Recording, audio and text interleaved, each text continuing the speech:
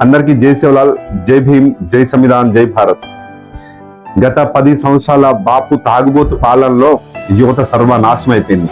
కానీ కాంగ్రెస్ పార్టీ రేవంత్ అన్న సర్కార్ రాగానే యువత గురించి ఆలోచించి గత ప్రభుత్వంలో డ్రగ్స్ తాగుబోతులను చేసింది, గంజాయికి అలవాట్లు చేసింది యువతకు. కానీ రేవంత్ అన్నకి ఇలాంటి అలవాట్లు లేకుండా ఆయన లెక్కనే ప్రతి యువత ఎదగాలని చెప్పేసి మనసులో పెట్టుకొని తెలంగాణ రైజింగ్ గ్లోబల్ సమ్మిట్ పెట్టి యువతకు అదేవిధంగా నిరుద్యోగులకు అవసరమయ్యే పరికరాలతోటి పెట్టుబడులతోటి తెలంగాణ రాష్ట్రం అభివృద్ధి చెందాలని చెప్పేసి గొప్ప ఆలోచన చేసిండు. ఎప్పుడైనా డ్రగ్స్ రావు యువత గురించి ఆలోచించిండా? యువతలను బానిసలను చేసిండు, రాజకీయ స్వార్థాల కొరకు వాడుకున్నాడు. కానీ రేవంత్ అన్న సర్కార్ చాలా గొప్పది.